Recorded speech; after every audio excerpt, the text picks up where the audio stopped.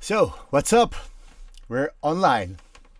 So, seeing the stats, might be that that a lot of people are outside, but yeah, I'm inside doing Dive and live stream anyway. So yeah, big up for the people that are tuning in. Thank you so much. We got Robin Kampschoer today, and he's a techno head for sure. A big techno head and a big gear head. He knows a lot of stuff about electronic music and about using electronics to make electronic music. He works a lot with Speedy J.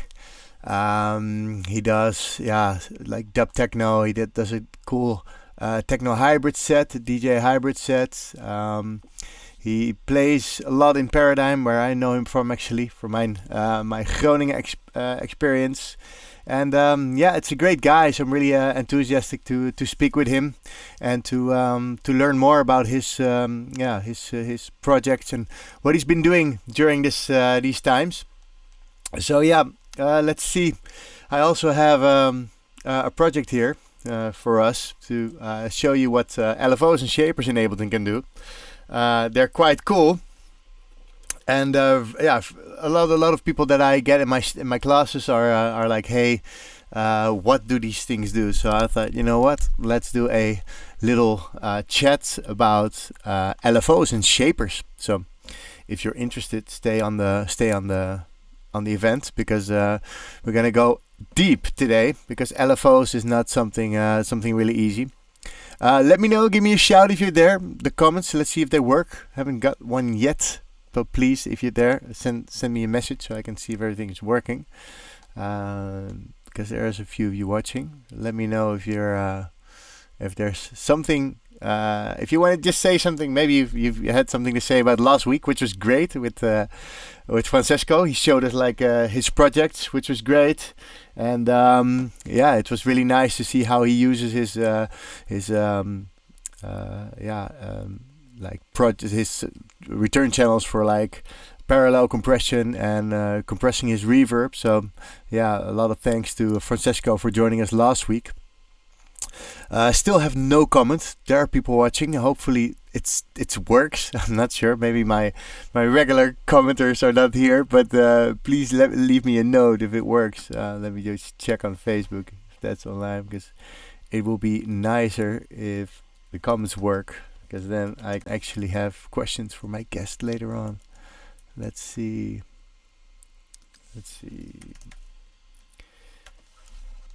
So let's see. Yeah.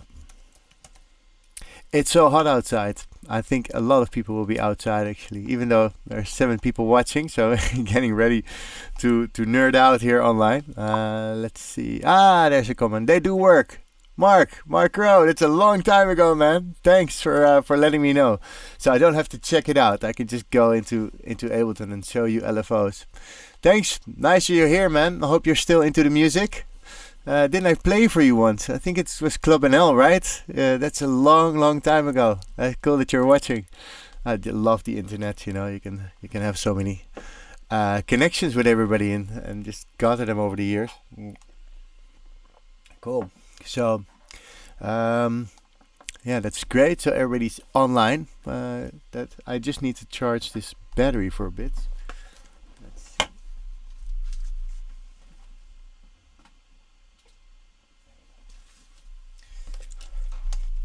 Cool, so it works. Everybody's online. Battery is being charged. Let's dive into these Lfos, because Lfos are cool. This is an operator, which is also cool. And yeah, as you can find on any synth, you also have analog here. You also find the Lfos here inside the unit. So you have LFO 1, you have LFO 2. It even has 2 Lfos, which you can route to different places. If you have a wavetable, you also have Lfos. Yeah, right. Oh, yeah, and Edit Fest also, Mark. Yeah, Club NL, that's great. And yeah, you're still at it. See, you have a nice shot, so it's cool. Nice to hear from you, and great you're tuning in. Hope you're still making music as well, and hope these things are helpful that I'm doing. That's nice that you're still in there. So yeah, also on Wavetable, we've got Lfos. Change the rates, amount, and whatnot. So what do these things do? You know, you find them everywhere. Even if you go to an audio effect like an auto filter, you find an LFO as well, which is quite handy actually. So let me show you what happens here if you use an LFO. Maybe it's cool to first use just a chord. So let's play a chord on this operator. Oh, that's wavetable. Well, why not use wavetable? Cool, nice. Let's program a chord. Just a regular C chord. Let's make the loop very long, like this, and make this a chord. And we can say legato. Then they get super long. So this legato is super nice to use. And we have a chord. Hope you're hearing the music. Yeah, you should be hearing the music. That's good. And then this is just like I love wavetable. Especially nice, the unison with the shimmer. You can add some more voices to make it bigger. It's really cool. But what happens now if I take this filter down and put it like this? It just filters the sound. But there's more what you can do. If you open the LFO, it starts to move. Like the filter actually is going, it closes and it opens, which is nice because it actually it makes sure that the music is always moving, or like the sounds are moving in your project. With the rate, so you always find amount, and then with the rate you can tell like how fast that is going.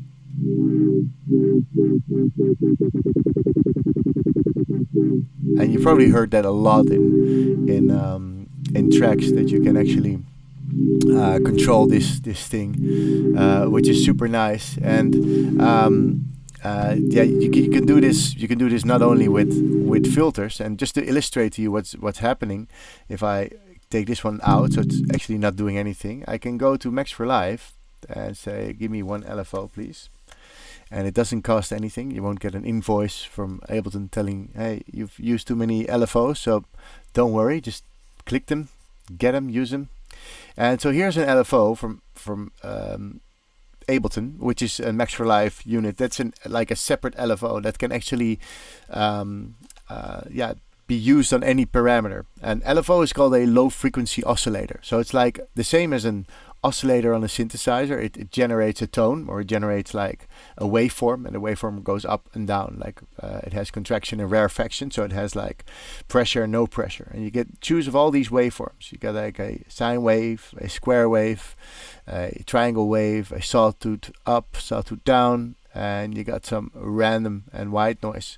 So what's the sine wave is the most subtle one. So if I map this to frequency, as this LFO normally does as well, this was actually happening in the previous example when I had this guy all the way up and down. This was actually happening. If I play the chord again, this was happening. I can make it really slow by making the rate slower, and with offset, which is usually the phase here, I can tell like how it shoots, how far it shoots. So I can say it offset it a bit to the right, so it actually goes in between a certain range, which I like. So this is great to use in your tracks, to have like something constantly moving without you moving your hands. So it's like a super chill way of creating movement. But also you can just make it really fast.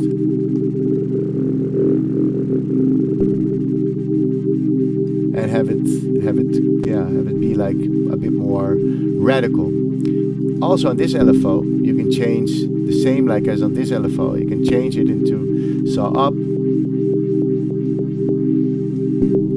So then it just does this all the time. Or maybe up the resonance. Oh no, Mark. What do you say now? Mark is more a Cubase or Logic guy. Oh no! I just tuned in because I saw you. Long time indeed. Glad to see you. Maybe I'll find some tricks useful. Tricks can be used in any DAW.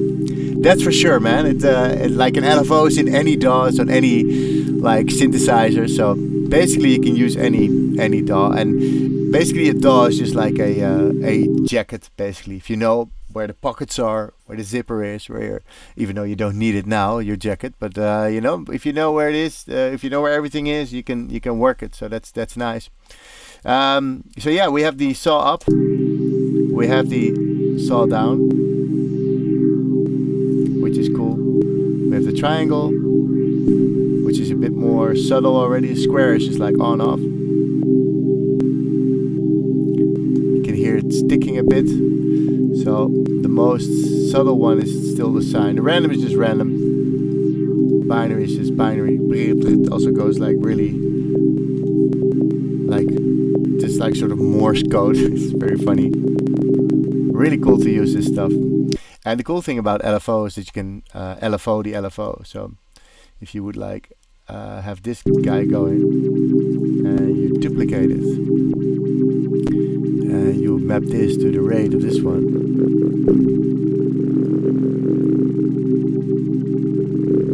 you can actually have the LFO, the LFO. So you can get really cool, like sort of rhythms without doing a lot of rhythm programming yourself, just by creating a filter that's moving in the rhythm. And I now have it on hertz, but you see this little musical note puts it on a beat division. So you see this on any LFO. You can have it moved by one bar, so it's like 1, 2, 3, 4, 2, 3, 4, 1, 2, 3. So that really works. Wow, gets a bit lagged. So this really works nicely when you want to create something that's going on the beat. You know, you hear this a lot in like many genres actually, but you could put it on like a 1/4, 1 and 2 and 3 and 4 and 1 and 2. So you can really have it like on any beat or any time division that you'd like. So this is great to use, and it's very cool. So these are LFOs, and LFOs are great, and you can see them anywhere. So I can also do this within a synth. So you see an LFO here, the low frequency oscillator that we cannot hear because it's under 20 hertz. And I can send this LFO, like LFO1, I can send it to this filter as well. In Wavetable, for example, you just click on the frequency, and if you go to the matrix, you'll see filter frequency LFO1. So I put that on 100%. Every time I press a note, it will start the LFO as well. So I can actually have this like this and play around with this. This is super cool. And it's really nice. You can even say, okay, I want to have this button. I can go to the matrix and say, okay, this button is the oscillator position. So I'm gonna have that as well. So now that's when it's going to the LFO as well. So that's cool to do. If you have any questions whatsoever, let me know. I'm here to answer any questions. How is everybody doing actually? It's really quiet this week. Let's see where everybody is, what's happening. There's still some people watching. We got a 2 on YouTube, 1 on my Facebook, 5 there. So what's up? Y'all alive? Or y'all tanning? Could be that everybody's tanning. It's like such nice weather in Holland. Anastasia, hello. So there are some comments which I'm not seeing. I don't know why that is, but I see it on my watch party on Lessons in Live. If you don't know, I've got a group called Lessons in Live on Facebook. Request me to join it. Lodewijk, yes. Welcome, nice, good you're here. That's great. So there I get some. Rob's here. Oh yeah, it's hot in the studio. Yeah, Rob, how nice you're here. That's great. That's cool, man. Lodewijk's here. Oh, that's nice. That's nice. You're all here. That's great. So I'm not doing it for nothing. And we have Robin coming. So especially Rob, you're a techno head. You're gonna love the stuff that Robin has, and you almost have the same name as well. So that's great. Yeah. So I'm gonna call Robin in a bit, and he's going to talk about his hardware in the studio. We're just going to talk about life, and he's just really fun guy to talk to. You're going to really enjoy this chat, because I always enjoy the chats with him. He's in my phone like as Robin Baard, Freak, Kamper, Alles, which is like a very funny way of saying a lot of cool things in Dutch. And I can't wait to speak to him about making music, because every time I wanted to know something about some hardware thing, like a drum computer or a new sequencer, he would always know. So that's really nice to have him in the show. I love hardware too, Rob. Mark, just missed the beginning of the explanation where the LFO were inserted from. Was it in a send channel? No, the LFO just went on the channel itself. I'm not sure if you can do this, Mark, in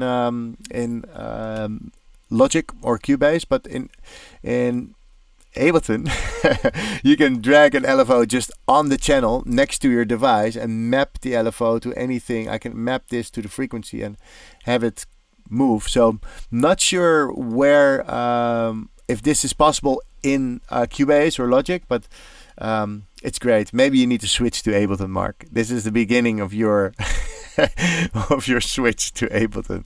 I'm converting everybody here, sneaky, you know. So, all right, but another cool thing is, which you maybe also have, you can also try, I think if you use another DAW, you can use LFO tool, right? From Xfer, the guy that also made Serum. Xfer LFO tool. And there's also Shapers. I'm not sure how you can map these, or if these are easy mappable in other DAWs, but another cool thing would be Shapers, which is also really nice. Shapers. You can use them to sidechain, or you can use them to, if you play. So, this is still. Let's put this all on 0. If you double click something in Ableton, it goes to 0, which is nice, the default setting. So if I play this this guy, I can map this. I now have a shaper. A shaper is basically an LFO, which you can shape yourself. So if you want to have an LFO that looks like this, that's great. And you can also map it, for instance, to frequency. You know, and I can use ramp down, ramp up. I can use this, whatever you call this. This is cool. And it's the same thing, it's basically an LFO.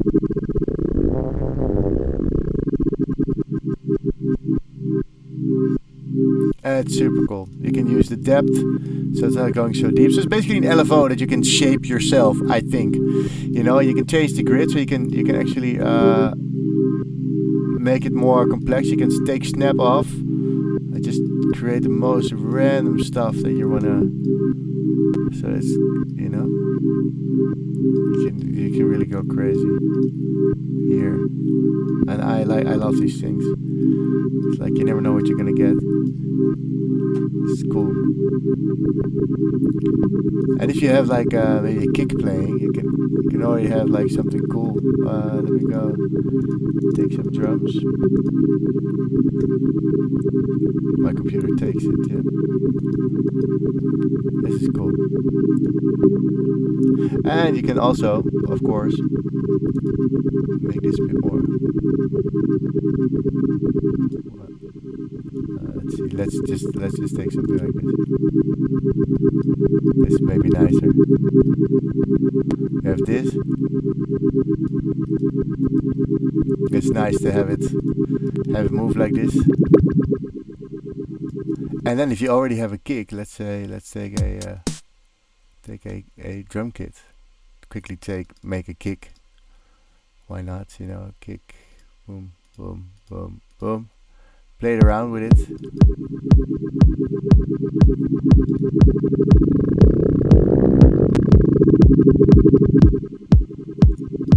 So you can have it like super space. You just add some chorus and some reverb to it, some saturator, some reverb to add some space. This is cool. Output down. And this is cool. Yeah, you can really play a lot with this stuff. And again, you can just stop mapping it to something. Volume down a bit. It's quite loud. And you can just map it to anything. You can also map it to here. Map it to these echoes here, which is great. It's really cool. So yeah, these are Lfos and Shapers, and Shapers are really cool. You can play around with it, and it's a lot of fun just to check out what this does. You know how much you can do with it. You know, just to change some of the shapes. This is cool. So now I'm just LFOing the wavetable position of the wavetable synthesizers. If you want to do this on Serum with an LFO tool, I think you can do this within Serum as well. I think in Serum you can have LFOs or you can have Shapers. You can actually shape your LFOs yourself as well. So basically this is the same sort of like idea that you have for what you have in Serum, but here it's very modular, and you know, it's nice. I can also add like another one because they're free and free of charge, and that's great. I can add another shaper. I said, like, okay guy, come here, drop you there, boom, and map this guy to the decay time. Make it slower. Nice. So now we have the, let me make it a bit louder. Where's my volume here? So now you hear, oh, it's a bit distorting. Now you hear the reverb is also being shaped with this guy. So I really like that you can also map it to different ones. So you can actually click on this button here and map the shaper to multiple things. So you can map it also to the saturator, maybe to the chorus, maybe add some delay and map it there. So it's crazy what you can do with all this stuff. So yeah, I'm not sure if you're using this already, but it's nice. It's really nice. You can actually have it. It's really simple. Also, if you have like here, let's say the simple operator. Here, make it softer, please, Camiel. So if I have it like this, and I add just for some dramatic effect, add a reverb, maybe a phaser and a reverb and a chorus.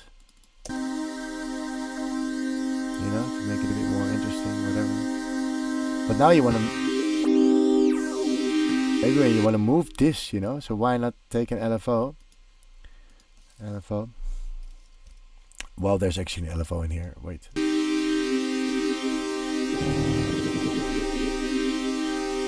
So this actually is an LFO in the phaser as well, which makes it move.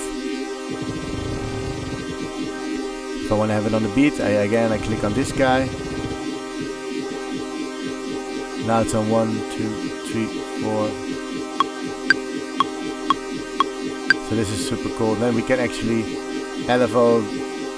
use the LFO here in operator. Standard, the LFO goes to the pitch of the oscillator. So if I turn it on, it will go wee wee. You know, and you don't want that. So, well, not now. I can also send it to the filter. You know, and have it do that.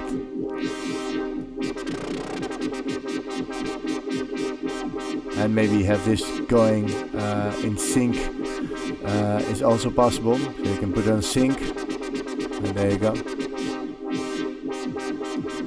So now it's like on the beat, and then you can just go crazy on it. Play with the sounds a lot. I really like the operator. It's one of my favorites. You can play so much with it and do all this cool stuff with it. So this is these are Lfos and Shapers. Hey Adonis, welcome.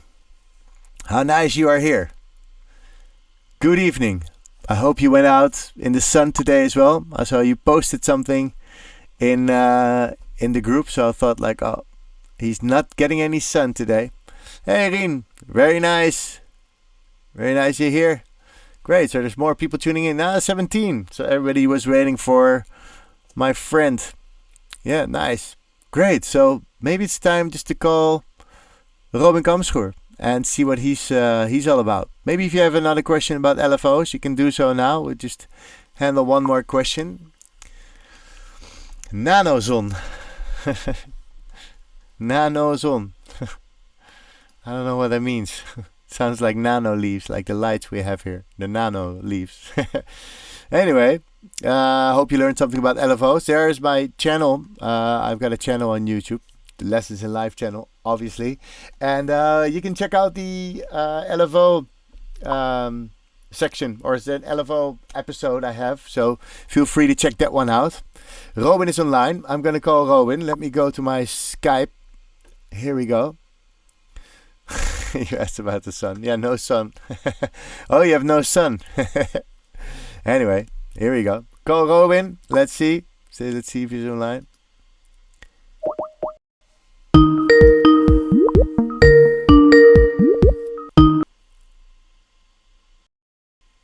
Hey there. Hey. Can you hear me? I can hear you, but I cannot see you. Yeah, I can hear you, but I cannot see you yet. I just see the Skype. Hang on. Yeah. Yeah, there you go.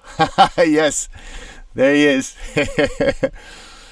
I have this little webcam Oh, cool. that you can see also a little bit of my equipment and stuff like that. Ah, kijk, look. So there you go. Well prepared. Is that a bottle of wine there in the corner? No, it's sake actually. Sake. Ooh, nice. Yeah. Isn't Richie Houghton a big fan of sake as well? I always see him post stuff about sake. I think so. on his Instagram, I always see like sake. He's always drinking sake. That's like, I think, a ritual of his that he drinks. You hear me? A bit, yeah. Let me check because I'm hearing myself like 5 times. Okay, that's not good. Well, are you communicating on the Facebook channel or on YouTube? I'm just with the people. With the people, like everywhere, like on Facebook, but I get all the comments here. So yeah. But okay, they send it directly to you or something. Yeah, they send it like I've got this program called Ecamm Live, and it's okay. So we are here, we're live, and people can just send the message, and I see the message. Yeah, so I gathered them from Facebook, from YouTube, from Twitch, and it all comes here, and I can drop them in the screen. Like Nikesh just said, like Lfos and Shapers. FTW. I don't know what FTW is, but I don't. But we'll soon find out. Yeah, anyway, thank you for having me. Thank you for having me. Of course, man. We always have good chats on. Every time we see each other, it was mostly Paradigm the past few years. But anytime I met you, it's always fun, and we always get into geek stuff. So yeah, if we're into geek stuff, we need to have a chat on Dive in Live. And it usually starts with fun stuff, and then it slowly goes to full on nerding. If that's the right way full on nerding to describe it. I think that's totally something 2020. Like with things like, for example, this. Do you guys know this one? I don't know. The Lyra organismic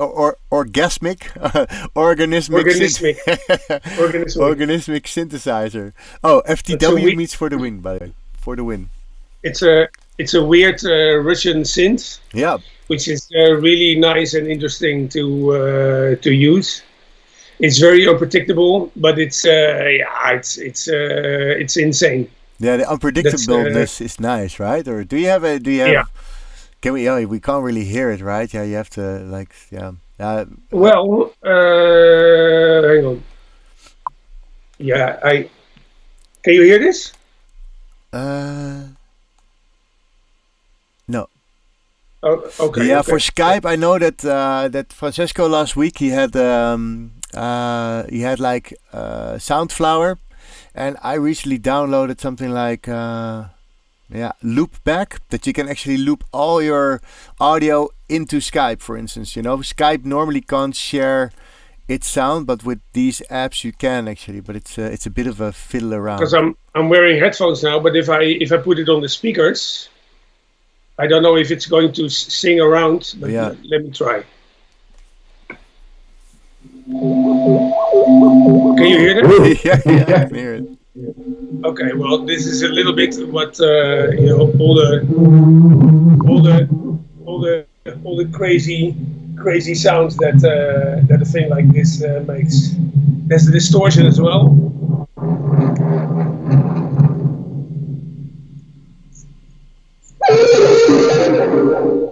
Ooh la la. Anyway, maybe let me put myself back on headphones because that's a bit nicer to talk. Wow, it was great though to hear this stuff. It was insane. It's like this thinking like in Dutch I always say over zijn nek gaan. It can puke, so to speak. Like you can really get like over its head in distortion. You know, that's what I like. Well, thing is that this is a machine that it doesn't even have any fixed notes. It has like it has a tuning knob for each voice. You know, so it normally you have a certain like a piano roll thing or something like with like you know that you have fixed tones that like a tone ladder you can trigger. Yeah. And this one doesn't even have that. Yes. So it's super. It's maybe like the most analog thing way to trigger a synth in a way because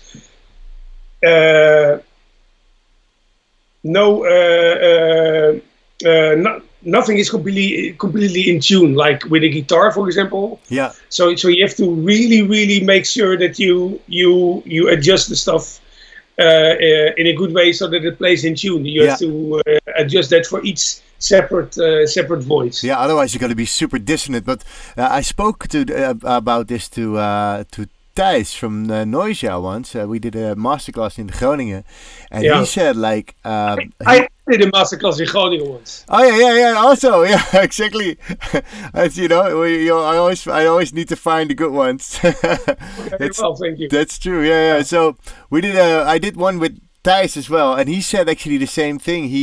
Like Rob also now says, you need to find the sweet spot, and I think that's really interesting. You know, if you don't have this regular like octave with C sharp, D sharp, E, Yeah. you know, and it can be anything. You don't even know what the name of it is. You start to make music in a different way, you know. But if it still sounds good, Yeah, exactly. sounds good, you know, then Yeah. it doesn't matter if it's according to the rules. Yeah, or not. what label it gets, you know. If it sounds good, it is. If it Must sounds be good. good, it sounds good. Yeah, exactly. Yeah, it's super nice. Yeah, nice. So, Yes. so usually this is when I play with it, and I did a live there with my friend Jochem, like a month ago or something. We played a 4-hour dubby set, and I used the Lyra as well.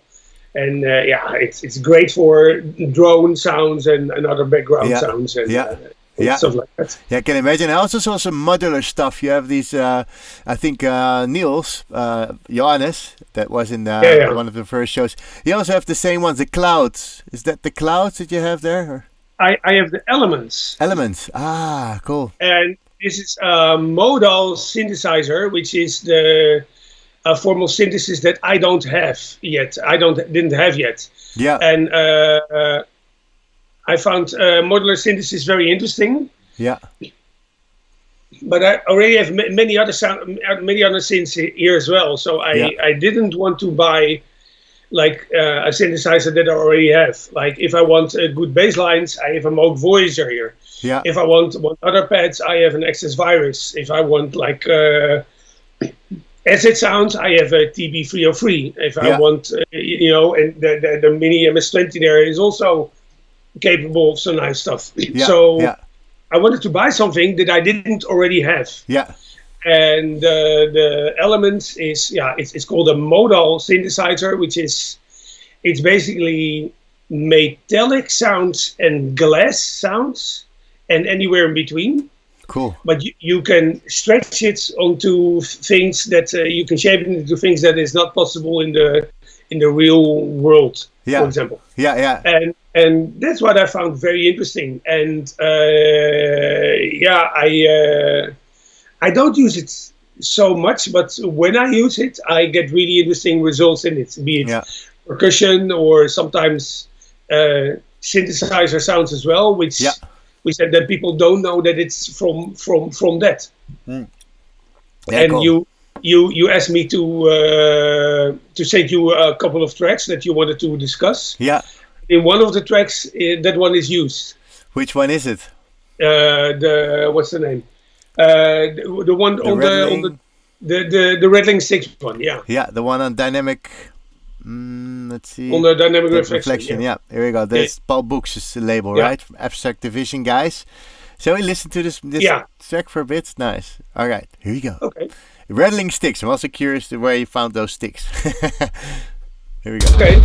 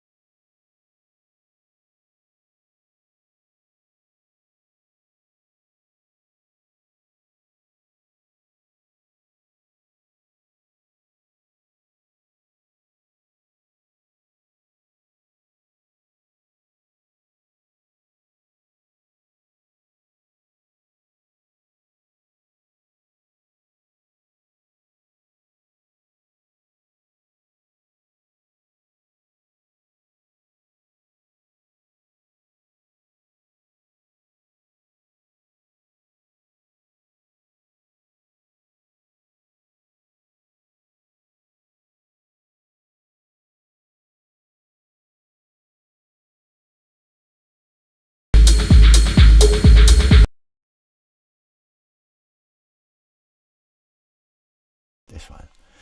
Nice. Proper techno. Yeah, this is like, a proper, just a standard proper techno main room, whatever track. Yeah, it's just I really like the little details on the rhythm, like it's really like driving, but I have that with all like this sort of techno. It's really subtle and everything. Nothing really sticks out. It's like it's really layered. Yeah. Lots of little details, and what I said, like all the percussion sounds is out of that element synthesizer. Yeah, how cool! So that's, and people sometimes think like, you use a sample or whatever. I said no, it's just that element synth, tweaked a little bit, and I have a Duffer Quad Lfo next to it, so I think it's Lfo'd a little bit as well here and there. So it changes, yeah. Because I just did the Lfos, and I saw it. It's nice to make it, to make some stuff move, or like very subtly, like during the whole track. I use it a lot I like to have no control, but still control, but not full control. It's cool because then you end up with like also control within a certain benchmark or exactly, and it's also cool because every time you render out a track like this, it's always in the same. Like if you do a jam with hardware, it's never the same. And I really like that from the flow from hardware. And obviously I'm an Ableton certified trainer, so I work a lot with Ableton. I really like just to see how sort of like flowy I can get it just by using Lfos and shapers. I have the same. Within Ableton, I like to use, for example, auto filters. Yeah, me too. And then very subtle, also with an Lfo in it, so that sounds change slightly. Yeah. But I also love the Max for Live Lfo. Yeah. That you can just put on basically everything. Yeah. I always tell also if you have a plugin, like Silent, for instance, VST, that doesn't have LFOs for everything. You just stick an LFO next to it, and you can just put more LFOs into Silent, which is great actually. Marco actually said, "Well made, love the track." So you got fans. Okay, well, thank you so much. Yeah, and Valerio Sinatra is online. How nice! My old SAE student. How cool! Nice you're here. Cool. It's nice. It's also cool to have like people checking out the music here. Hey, how are you with samples? Do you actually use samples still sometimes, or is it only like hardware stuff? Yeah. I use samples. Basically, what I do, I have this old drum machine that I made a sample set out of. Ooh. It is this one. Ah, the famous I don't know one. if you, I don't know. No, I don't know if you guys know it. Yeah, I've never heard of it. Yeah, I thought so. And I basically made a whole sample set for from that, which I put in here. Ah, yes, in the electro octet. And in this one, is it the octet track? Yes. No, it's analog rhythm. Analog rhythm. And the nice thing about that one is that you can layer samples with the internal synth sounds. So I mean, I'm not much into layering. I very seldom layer things. Yeah, me too. If I do layer, I like to layer it within there. Yeah. So that you create like sort of a sound within a voice there, and then after that you can do all kinds of stuff with it. Yeah. Robshot's Electron. for example, put Lfos on it. Yeah. I have this old machine drum from Electron, like the first one they did, and you can actually layer. You can have one pad, so to speak, one. It actually plays more, so you can also layer. But I always find with layering, I always get lost. If also people layer kicks, I never layer kicks. I just get one really good kick because layering kicks always. Me neither. I never figure it out. I never layer kicks because my opinion with layering kicks is I keep on trying to polish things that I cannot get right in the anyway, at least for me. So that's why I have exactly the same theory behind this. Like I can't be bothered at some point. I'm just moving this low cut at one, moving the high cut at one, and I never find the fucking sweet spot. I'm like, I have the same.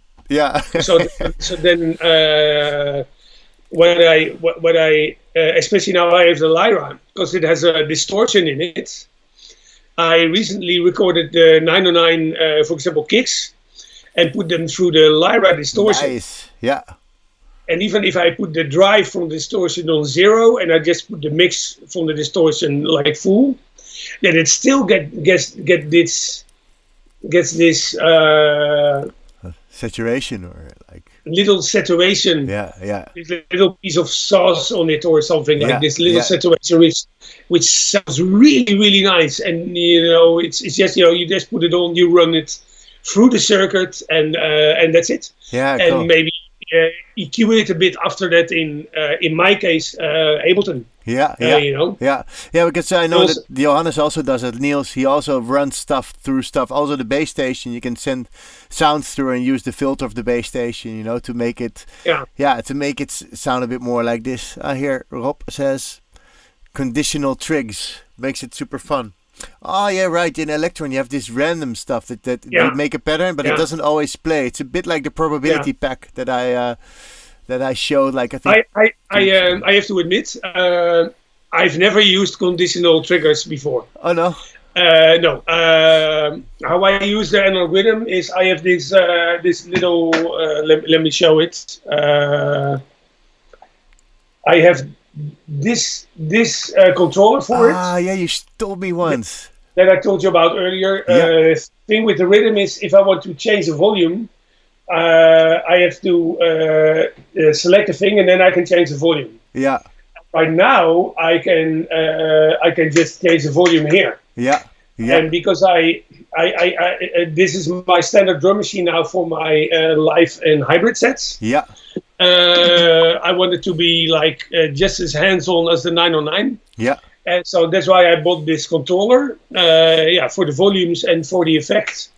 Because analog rhythm has a reverb and delay on each channel, and I'm using those also. Yeah, these are these buttons on top of the faders, right? Yeah, it's nice. You told me this like I think 2 years ago or whatever, and I checked it out. I was like, oh, that's nice. I'm still contemplating to buy I really want an Octatrack actually, because it's like Ableton in a box, and I really like the machine drum that I have, and I'm like, it's time to get. Octatrack is great, but it can be a bit complicated to use, but it also depends what you want to do with it. Yeah.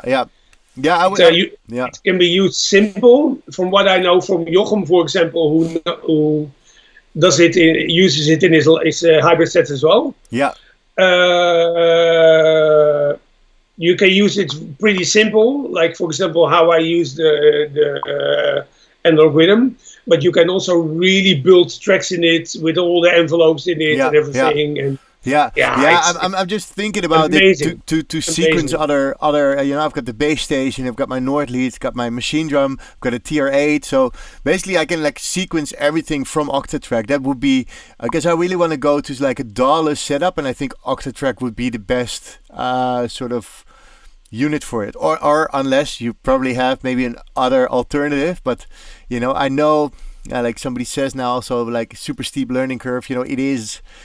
If I get this Octatrack, I need to get some time for it. It is a steep learning curve, but for example, with the latest update for the analog rhythm, they also made it that I can also trigger external equipment now with the rhythm. Yeah. And I can use the pads to put them in chromatic mode that you can have different tones. Ah, cool. Yeah. Notes. And also in the latest update, they've put in an analog synthesizer as well. Yeah, which is a little bit like the SH101. Ah, cool. Great for bass. So, right now in my analog rhythm, I have a bit like an SH101 synthesizer as well that I can load if I want. That's nice. So that's new, right? They put that new in, yeah?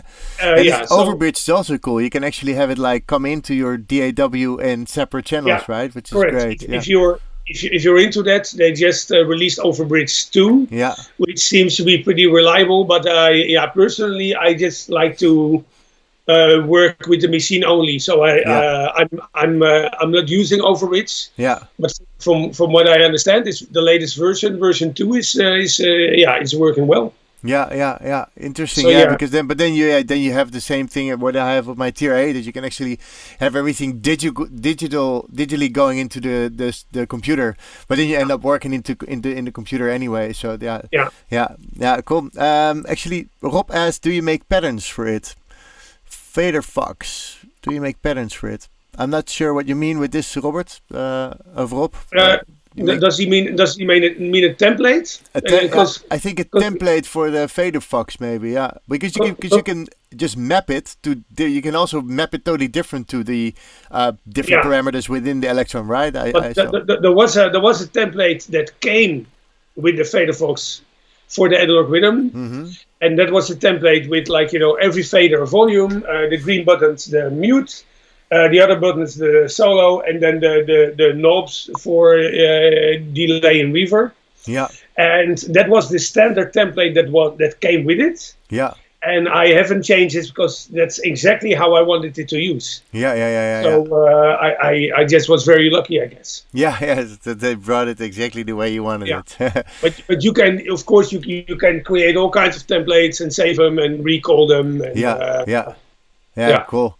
And so, what is your favorite? Yeah, it's hard. I know it's a horrible question, but what is your favorite piece of hardware for the rhythm? Is that still the TR-909 or that the 909? I thought you meant in general, but for rhythm, I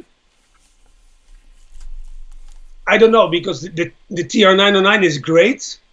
But it's a machine from the 80s, and you always have to process it to make it sound good for the music we make. Yeah. Like if you want to do it really, really, really well. Yeah. And the analog rhythm, like the 909, has never been developed to make electronic music with. Yeah. And the analog rhythm has been specifically developed for making electronic music. Yeah. So the sound you can make with analog rhythm, because it's like a proper drum synthesizer. Yeah. You can really synthesize sounds that are, once you've done them, they are absolutely great and don't need any external processing anymore, or not a lot anyway. Yeah. We've used the analog rhythm in a collaboration that I did with Jochem some years ago. Yeah. For the Stoor project. Oh, Stoor, yeah. With Speedy J is that, huh? Just for the people that don't know Jochem. Yeah. And there we use the analog rhythm, and the way how we made the music there is we recorded a lot of stuff. Mm-hmm. And after that, we just cut out the best pieces that we liked, and then so they were just all like live jams, you know. Yeah. And then we did a fade in and fade out, and then we recorded each instrument separately on a channel, so not each sound, but just each instrument. Yeah. Yeah. So we had 3 or 4 sounds from the analog rhythm that are recorded into one channel in Ableton. Yeah. And we did a little bit of EQ, I think, and that's it. Yeah. Nothing else. And how did that go? Because we were talking about it earlier today, actually. Oh, your camera is, by the way, a bit off. Maybe I want to see your face. Where are you? Like that? Oh yeah, there you are. Oh no, it's the window. Oh, this is great. Oh no, sorry. Okay. Focus. Here you go. So I was actually I have some tracks that I made in my previous setup in Groningen, where I had I had a Soundcraft mixer, the 22 MTK, which is like just an input for all my I had my TR8, I had a Novation Ultra Nova, Bass Station, Nordlead. It's my whole band, and I was jamming, and I made some tracks with I put like a 909 kit into my Electron machine drum, like this is the only thing it could store, size-wise. Had the TR8 to go over it, to layer some more hi-hats and a clap, basically. And then that was like the whole groove with the bass station and the Ultra Nova. And my Nordlead has like 4 outputs, so I used like 2 stereo outputs. So I had 2 synths, a pad and a synth lead. So basically everything you need. So I recorded a few tracks like this, but because I just had the whole group of the Electron going out, I find that I cannot I cannot EQ the kick and bass so well anymore. There's too much mud in this track. Did you have anything like this when listening back to the Stoor recordings? No, and the reason why is because the bass, like the bass line that we used, Yeah. bass lines, they came out of a Roland System 100, which is this really, really old, big Roland synth from the end of 70s, I think. Yeah. Cool. So it came out of a different machine. And if for example, if I would get the bass line and the kick out of the analog rhythm, I would need to pay a lot of attention to make it sound right in the machine already. Yeah. But because it came out of a different machine, you could EQ it. We could EQ it a little bit. Yeah. But in this case, I don't think we have really EQ'd that a lot. Yeah. I think it already sounded really nice as we as we liked. Yeah, does he have the PMC speakers? This the PMC? Yeah, they are small ones, but they're still These are good to have as well, you know. And maybe I should have paid a bit more attention to the mix before I was recording it, but you know. But it's nice to have all the machines come out, actually, to have all the sounds coming out of the machines and then work with this, you know. I think it captures a bit of the magic of the jam, you know. Messing too much with a jam afterwards, you know, it really makes me lose the whole thing, you know. I think it sounds. It start. I mean that. Rattling Sticks track, that was really done like a lot of processing in Ableton. Yeah. And okay, it's a great track. I know a lot of people play it out, a lot of people love it, but also it's like really very much a track that is built instead of jammed. Yeah. And when I participated in the Stoor thing, all we were doing was doing live jams. Yeah. And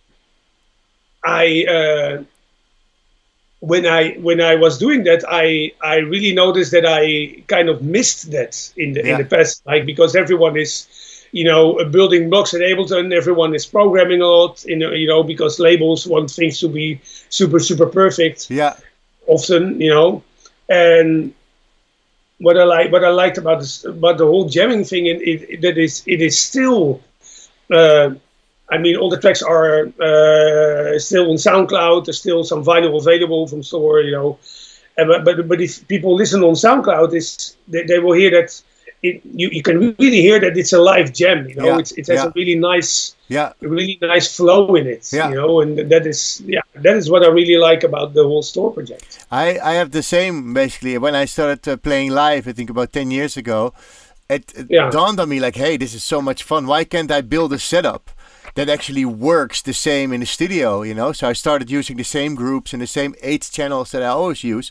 And by limiting yourself to 8 groups, you know, within these groups you can have more stuff. By just limiting yourself and just connecting even some MIDI controllers to your Ableton and start jamming tracks live, I got way different results because sometimes you make a mistake and it ends up being a present from the universe that you go like, holy moly, this is like this is a whole new direction for this track, and the track and the moment really guides you. I think that's the magic. Can I ask you a question? Because Luz asks. She says, what low profile, and then in brackets, not too cheap, not too complicated, hardware synth / something would you recommend to a beginning producer who wants to build an acid track? I have to tell you, Luz is one of my students from, I think, maybe 2 years ago in Groningen, one of my first classes that I did. Okay, cool. And she makes super cool, like, hardcore techno stuff. It's like hardcore based on the old school stuff, you know. She really nails this already in the class. She nailed this kind of like sound. I'm curious. Yeah, it's really cool. And she also really likes techno. But she really has a broad love for music, but especially the harder styles. So she wants to have build an acid track. Which one? Because there's so many acid clones out there. You know, you got the Soxbox. You got this. In my experience, the French one, the TT Analogic Bassbot, is sounding the most authentic. But I know that machine also sometimes has some problems with the knobs, that they wear out really quick. Okay, yeah. I know the new Roland boutique one also doesn't sound bad at all. But if you really want to go like low budget, which I also understand, is why don't you get one of those that Polish company D16 or something? Oh, D16, Lfos. Yeah. They have a plugin. Yeah. That sounds really nice. Yeah. If you have a controller with some knobs, just connect them to the knobs through MIDI. Yeah. And maybe get some distortion pedal, some guitar pedal, whatever, to run it through, or some good software distortion if that's there. Yeah. And just start jamming away. Just do 10 minute live jams with all the potentiometers, like with a beat under it, like tweaking them. Yeah. That's how I do it with when I make acid stuff here. Yeah, yeah. I just put the 303 on. And I just start jamming with it for 10 or 15 minutes, like tweaking all the knobs, like in a certain flow that I'm in. Yeah. And then I'm if I have a piece of 5 or 7 minutes with a flow that I really like. Yeah. Well, then just build a great beat under it, and then you're already sort of sorted, Wow. So now, Luz, that's not only like a tip to what unit to get, but also how to build a track with it, which is great. What I would do is, when you start jamming, start subtle, like tweaking knobs really subtle. Yeah. And then suddenly, start to tweak them a bit more to the left and right. That things change. More dramatic. Yeah, yeah. And after that, build it off again, so you have like a sort of an arrangement thing going on in that jam. Yeah. And do a couple of those jams, or do 5 or whatever, and just select the best one. Yeah, yeah, yeah. I think and because the power in the 303 sound. As it sounds is when you... He said like, hey, Camiel, if you make a track, just make sure you start really subtle, keep everything like really minimal, and just open, not throw the filters open immediately, just slowly start opening them up as you go in the track, which actually saves it for later. And with acid, it's really cool that you can start really subtle, like, with no envelope on the filter yet, everything's still down, and only with the filter cutoff opening, and then the rest slowly joins, making it longer and shorter and whatnot, but keeping it And what I also like is if you put a bit of reverb over the acid sound, and then do that through send and return, because then you keep the attack of the sound. It doesn't drown in the sound. So if you put a send return, you put a reverb on it. Yeah, yeah. Even like a reverb of I don't know, 5 seconds or whatever. Yeah. Then it gets the 303 sound gets this really like this big room sound. With a person you really like. Yeah. And if you want to go a little bit more crazy, what I do is I put an auto filter on it, and let me check what kind of auto filter I use. I use the what's that thing with the gap in the middle? Yeah. What's the type of filter? The notch filter, or the band rejection filter. It's also called sometimes. Yeah. Notch filter. It's what I see here. It's called notch. And then you move that around with the other filter. That's cool, because it will make it. It combs filter a bit. Exactly. And you let it move with an LFO. Yeah, and that's then I would nice. put it, and then within Ableton I would put it on, not on I would put it on a certain kind of hertz, like 11 hertz or 5 hertz. It doesn't follow the beat. I usually don't use the sync also. Now the sync is cool, but it makes it a bit too predictable. Like as I said earlier, I also like having control, but not really control it. That's, I think the magic is there. That it does something which is what you like, but it's still like unpredictable. I think that's cool. So people are asking, okay, what's the name of the plugin? What's the name of the VST? But it's Phocion, and Rob also added the D16 group. There's actually, I once bought this Redopter. The Redopter, it's like the distortion unit from D16 group. So you might also want to add that to your chain, maybe after the Phocion. And actually Josh Butler was in this show earlier, and he had. Hang on, let me show you. And that's the classic. the plugin will look the same like this, but these are the knobs. Yeah. You can just, if you have a MIDI controller, just put these knobs, to the controller, whatever controller you have, and then you're sorted. Yeah. Or what you can also do, use Lfos. Yeah, and have it like. Theoretically. So it's not. I think it's nicer then to just do some jams, as you said. Like I actually used I used the ABL3 also, which I also think is nice. Audio Realism, the ABL3 or ABL2, is it 3 already? Also nice, but it's always a fight between the ABL3 and the Phocyon. So check out ABL3, it's cool. It's the Audio Realism take on the 303, which is cool. You don't know it? You're typing hi everyone. Yeah. Nice. You're like. Like that's on YouTube. That's great. Yeah. Exactly. Quite a few people watching. But still, with with that plugin as well, like people can argue, like, okay, it's not a real 303 or whatever. Yeah. But believe me, when you use the plugin and you process it, you EQ it, you compress it maybe, and you put some distortion over it or whatever, and it sounds good, and it ends up in a track.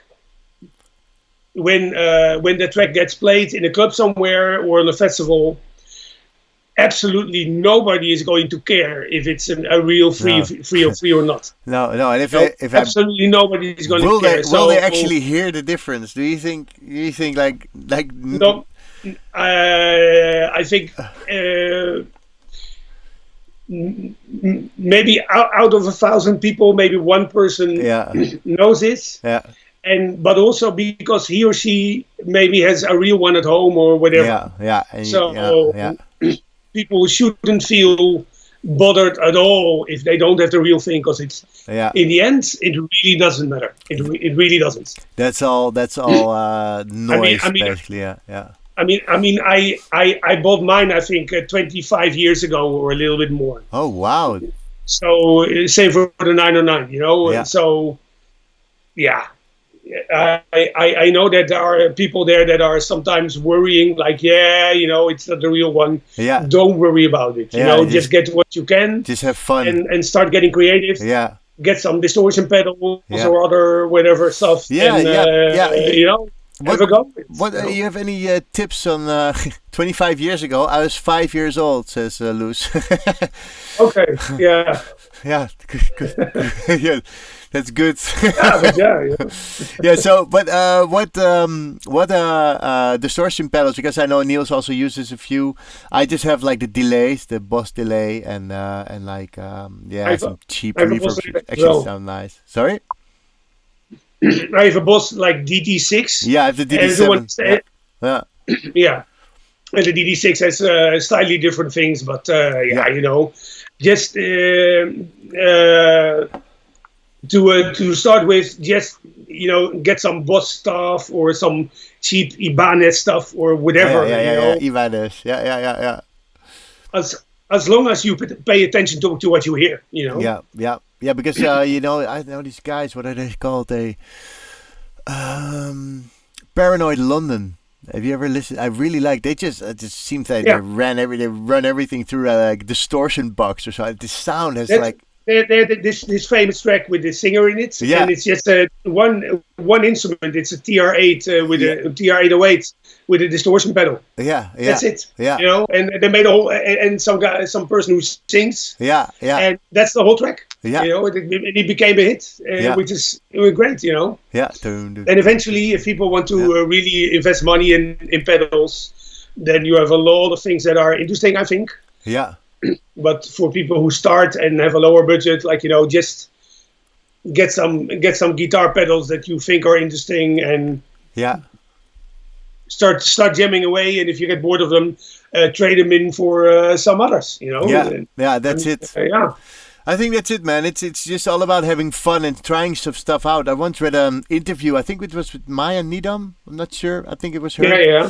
And Okay. she actually also retreated into the studio and bought loads of gear, and especially like stomp boxes and Yeah. pedals, just to see what it did with her sound and trying different combinations on. Let's try the distortion on the bass, or try the distortion on the synth, and maybe first the compressor sustainer and then the distortion, or then the delay, whatever. Try all these different kind of chains to see how you can shape your sound the way you want with hardware devices. And with the distortion, I mean, if you put the dry wet, if you just put it on, it doesn't have to be distorted at all. You can just color it a bit. You know what I mean? Yeah. That's what I, for example, do with my hi-hats. I run them through the distortion of the Lyra now. Cool. But I don't really use the distortion. I just use it to color it so it sounds a bit more dirty. Yeah. But not distorted. Yeah, so you glue them sort of together, that it's a bit more gritty, but not like really distorted, just a bit more gritty, a bit more fuller, Exactly. like richer in harmonics, basically. Yeah. Exactly. Yeah, nice. Yeah, so that's the little things. Yeah, I now try to do everything within Ableton, also with like Ableton plugins, to see how far I can get. Because I read this Recondite interview where he says, I really like Ableton because it's super clean, and basically that gives me the option to do exactly what I want. With the devices and the tools that I have. I had a chat with him some years ago, and then he said, like, all the things that they know from him, like all the hits that he made for Dystopian. Yeah, they're all made in Ableton. Yeah. And nothing else. It really intrigued me, And even as you know, I've been on another chat, live stream chat like we are doing now, which is called Knob Twiddlers. Which is on now, right? Yeah. It just started. Yeah. But we had a chat there with Luke Slater, and Luke also said, like, he made this album, what is it called? Archangel. That's an album that he made for O's Good Tone, like the Berghain label. Yeah. Archangel. He only made it in Ableton. Yeah. Wow. Only Ableton, no other plugins, only native thing, only Ableton. And he made his whole album in it. Wow, yeah. And it sounds great, Yeah, so there's a lot of talk about, Ableton's sound engine was different than the rest, which is, I think it's I don't know, I don't think it's just behaving like what you're putting into and what you're getting out of it. So I don't think if I blindfold people, they can hear if something is made in Logic or Ableton. That's ridiculous. It's just how you use it and how you use the tools and how well you know your tools. I think in the end is way more important than just getting all the tools, and having fun and trying stuff out will actually give you information that you can determine what are your own values, what you like to use on your music, So there's a lot of people talking. Mark says, I got inspired with Robin's talk. Gonna get a distortion pedal to the studio. There you go. Okay, cool. Nice to hear that people actually get inspired. It's great. And what I said, like, you can use it as a distortion, but also try to use it subtle, Yeah, exactly. Like only for a little bit of coloring, and you'll be amazed sometimes about the results. Yeah. It can be a trick to make it super distorted and see whatever happens, but you got to try it first in order to know this is like this, this is like this, and then make a jam and record and try it out. It's really nice. Yeah, I bought this Redopter. D16 Group Redopter distortion plugin actually a few years ago. Really nice. I used it a lot. It's digital, but it's really got a nice sort of like ring to it. They have this valve on it, which actually sort of like, so you're like, I'm using valves, but it's nice. It really sounds cool, So it's really like a digital valve. So you go to the screen and you put your hands against it's like, for warm. That it's it's like it's even hot. Okay. Yeah. Okay. Yeah, nice. So that's cool. So we got quite a bunch of people watching, which is nice. I'm gonna say it anyway. At 9 o'clock, Knob Fiddlers started. Don't all rush there now because Robin is here. But it's with Speedy J, and every time he invites somebody else. I saw one with Steffi, Luke Slater, and he always invites befriended musicians and fellow nerds to talk for hours. I often, when I was ready, I would go check out the stream that you guys were in, which is great. Okay, nice. to learn more. So that's nice. It's cool that you found some time to be on here. So let's listen to your Stoor project, the project you did with Jochem. One of the things. Okay, yeah. Put it on. So only jams and just recorded jams. Only live, fade in, only fade live out. jams. Yeah. Here we go.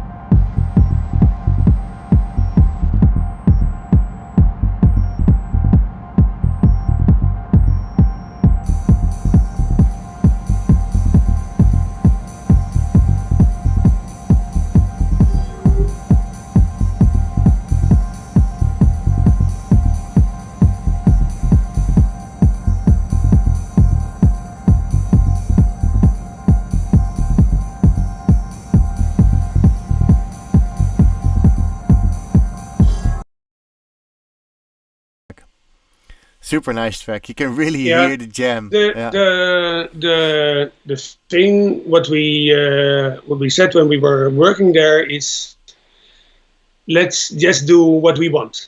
Yeah. No strategy like this has to sell or this has to fit in somewhere.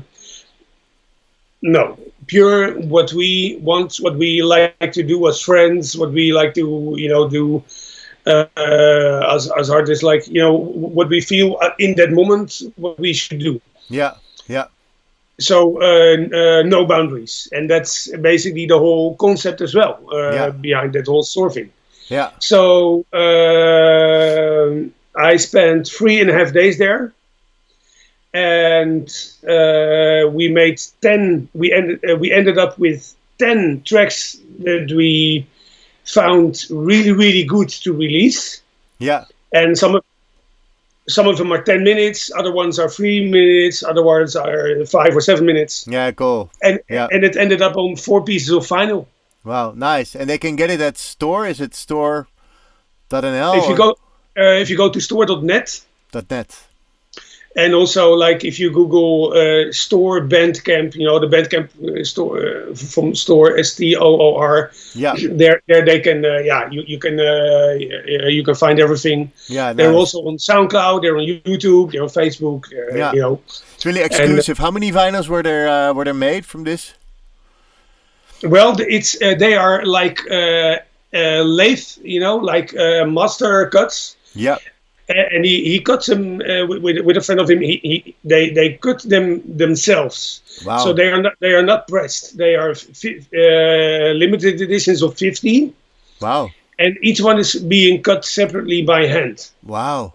So it's like if you buy a master disc. That's what it is. Yeah, Like a master disc. Yeah. Wow, that's special, man. It's like really, like that's makes the jam even more special because it's just I know.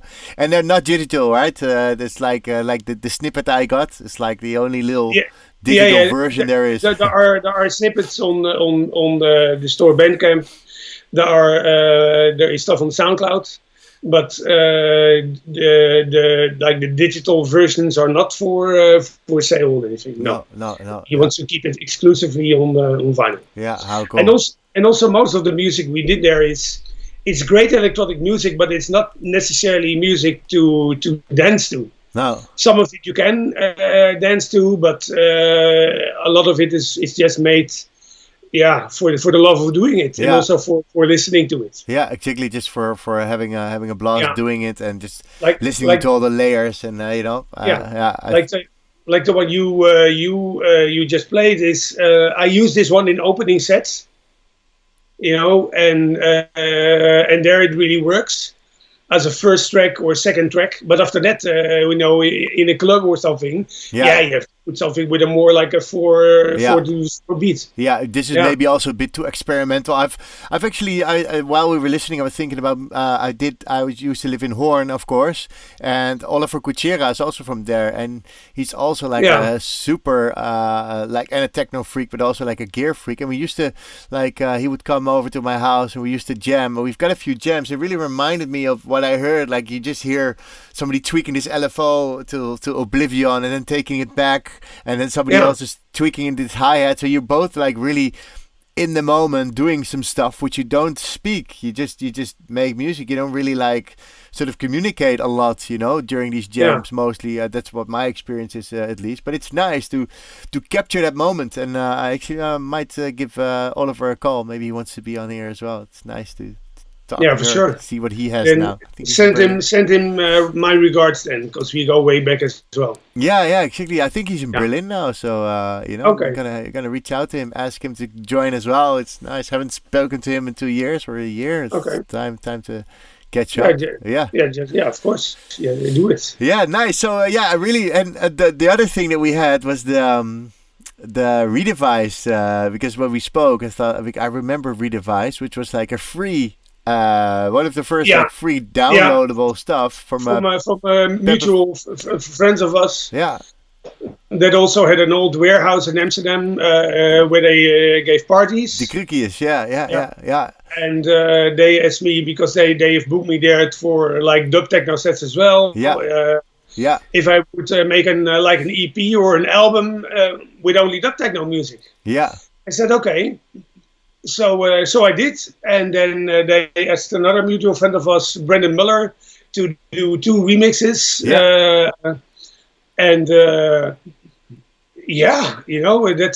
That's I made that whole EP or mini album.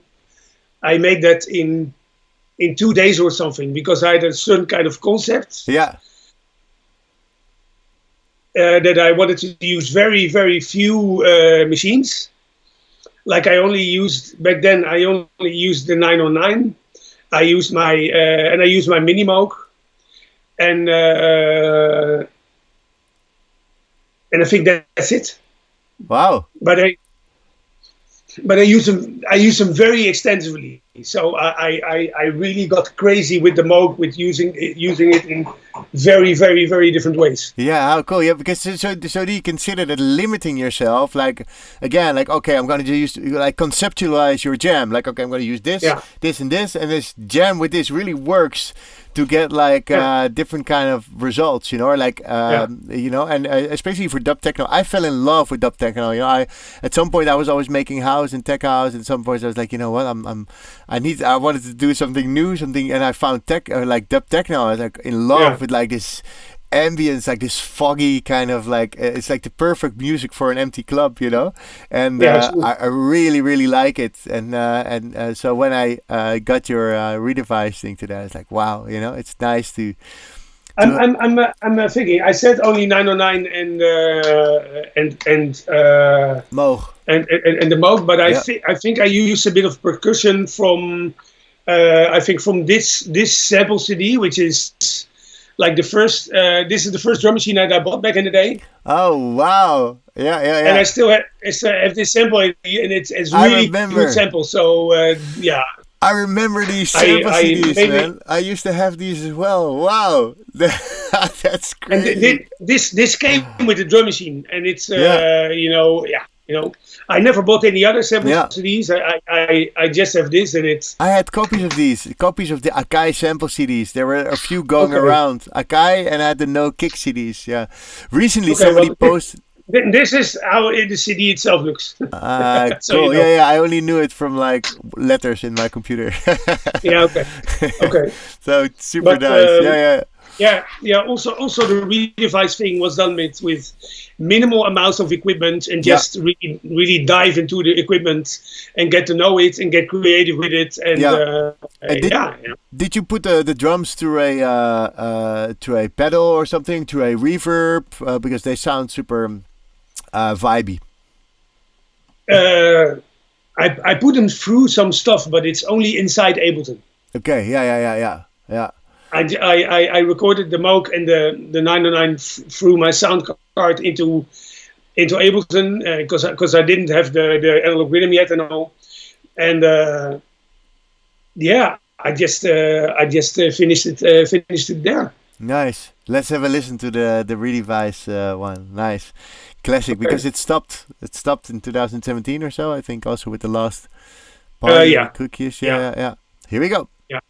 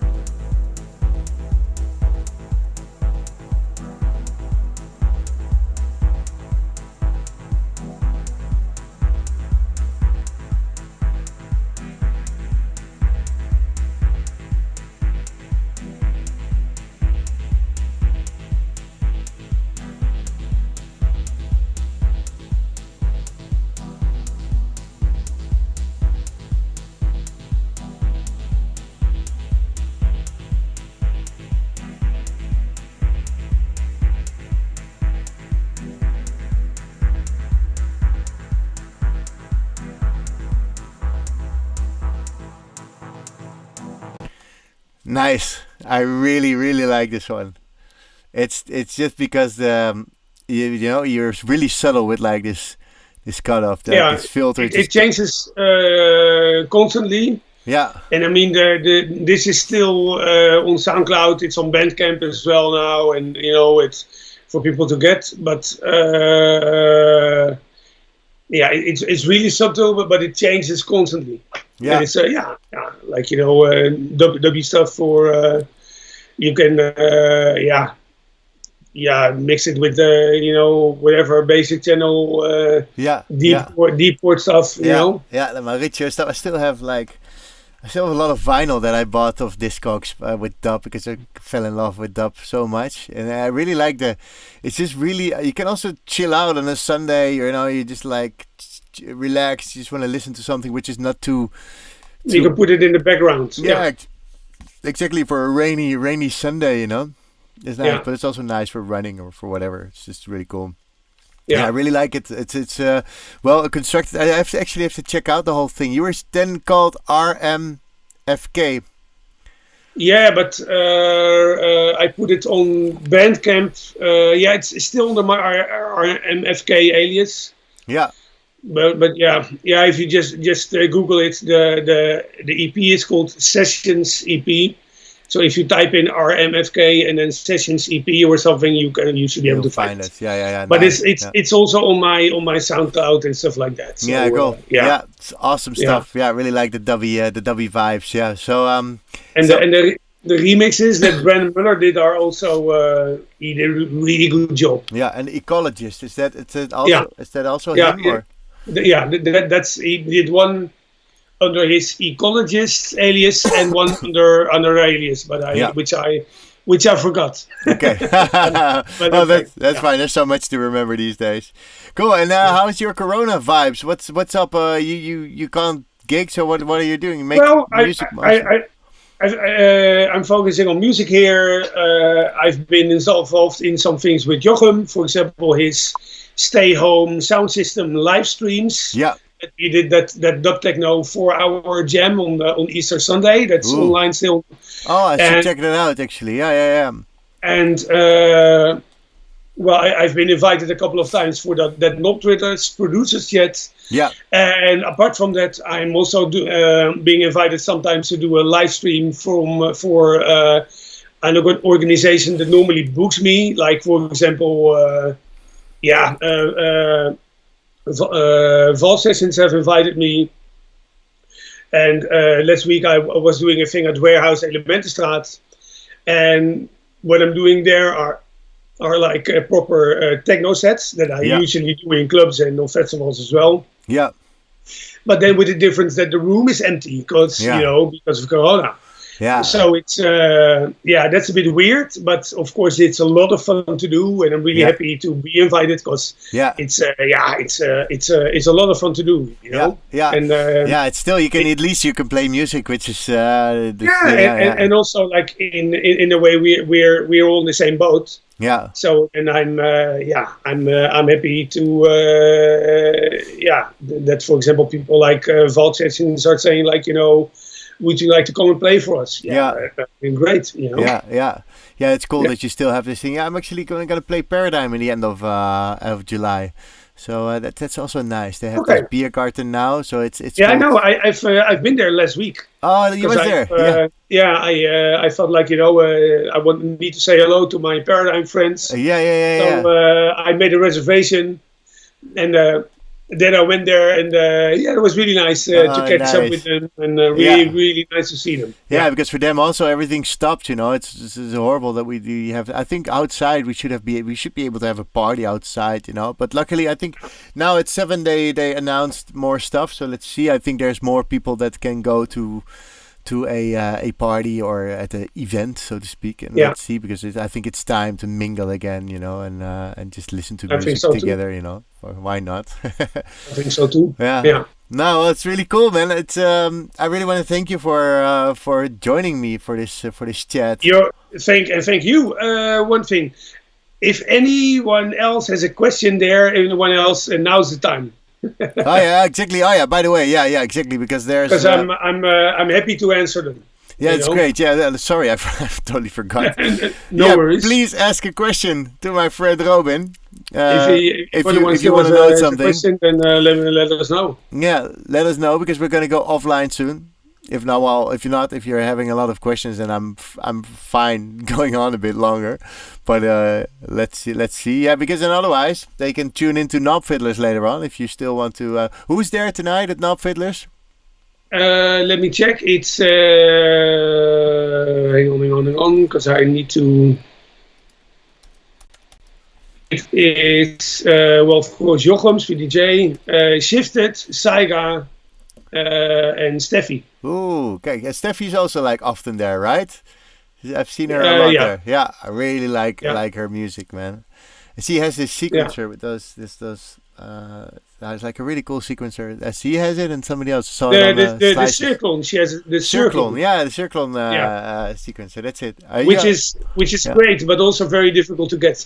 Yeah. Apparently, yeah. I think the guy builds him by hand and all that kind of stuff. So yeah. But apparently, it's a super cool thing. Yeah. I will stick to my analog rhythm for now. Also fine, yeah. Probably you can get the same things in the end, but the workflow might be a bit different. Yeah. Yeah. Correct. Yeah, really nice. No questions yet. We have Dion that says this. And, okay. Mark about your tracks says quality, a real psychedelic kitchen. That was I think still on the Stoor one. Really cool. Okay, thank you. Yeah, nice.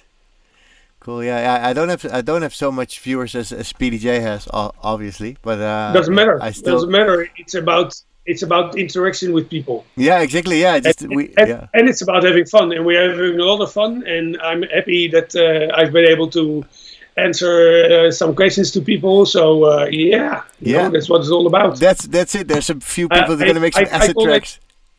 I call it growing together. Everyone grows in a way, and if you're able to help each other in a bit here and there, that's great. That's awesome. What it's about. Yeah, exactly. Yeah. I think that's definitely the whole key. I really like it from when I went into this whole Lessons in Live journey. I'm actually helping people all the time, and it's really nice to be able to help people. I actually learned so much myself, and I think this growing together, actually by sharing stuff, you get better. In your own journey, like, hey, I understand this concept better because I shared and I helped somebody, and by seeing somebody else learn something, you actually get better yourself, which is great, So it's actually you're not only helping other people, you're helping yourself basically as well, So that's really nice. No questions coming in, so let's call it a day. And thank you so much for joining me, Robin. I learned something. Thank you for having me. And and thank you for sharing your music with us. You're very welcome. I'll give you a call afterwards. I always do that, just like say thank you again, but then over the phone. So thanks for everyone who tuned in, and hopefully see some of you soon somewhere. Yeah. People say it was inspiring. Yeah, so hopefully see each other on some dance floor or something, or on a stage, and we can listen to your music somewhere. That would be great. Yeah. Who knows? Fingers crossed. Cool. Thanks, Robin. Yeah. Okay then. See you next time. Thank you. Bye. Bye. Bye. Dion, you're just too late. Did your 3-time gold medal set draaien in Bandung help with your knob fiddling skills? That sounds like a great question. Just too late though. I really want to see. Just maybe check him out on the Knob Fiddlers and ask him there. So thank you for tuning in. I had a great time talking to Robin. Thank you for tuning in. Next week I have Joko, the house hat from Cologne. He's on Piff Records, and it's a great guy with a lot of love for making music, and I can't wait to have him on the show. He's a very funny guy as well, and Robin was very inspirational today, definitely. And so next week I've got Joko, which is also cool. Thank you so much for checking out this stuff.